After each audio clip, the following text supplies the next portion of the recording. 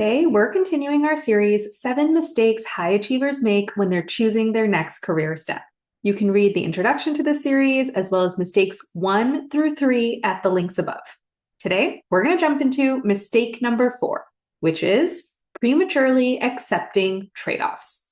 When high achievers decide not to take the obvious next step in their career, they unconsciously tend to assume that this choice must involve trade-offs.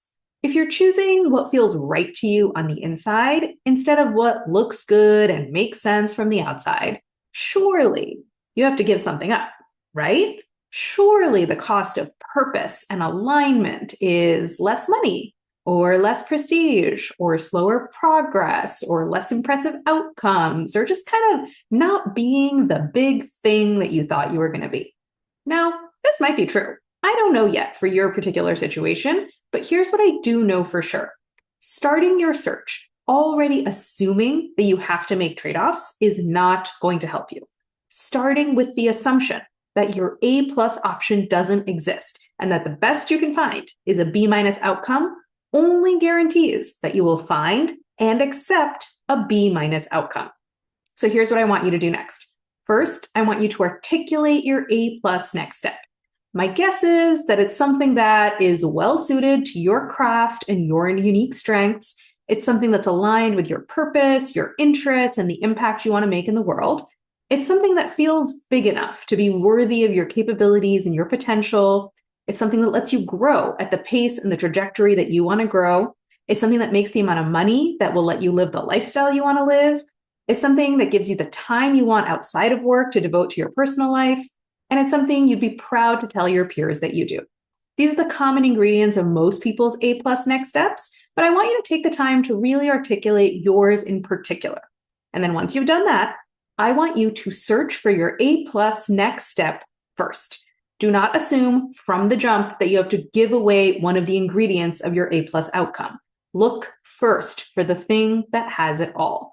And then let the market, not your brain, tell you whether or not the A+ next step actually exists. It might exist, it might not exist. I don't actually know. But if it doesn't exist, I want real world data from the market to tell you that, not your own fearful brain to tell you that before you even get started. I cannot tell you how helpful it is to have an objective thought partner during this process. If you have a normal human brain, then chances are it feels safer to your brain to just assume that your A+ option doesn't exist than to try to find it, fail at finding it, and then feel really disappointed about it.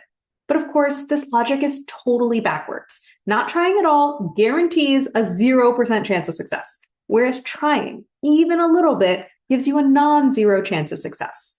But also, our brains aren't logical, our brains are emotional, and they're often quite fearful. And a coach is there to help you notice when your fear brain has taken over, and then they help you tap back into your flow brain so you can see the situation clearly and objectively. So come talk to me and let's find your A+ next step. You can drop by anytime for a no strings attached coffee chat. It's not a sales pitch or a sales call. It's just an opportunity for us to talk about whatever's on your mind, and I'll give you some one-off coaching and brainstorming about your situation. The link to book a coffee chat is above.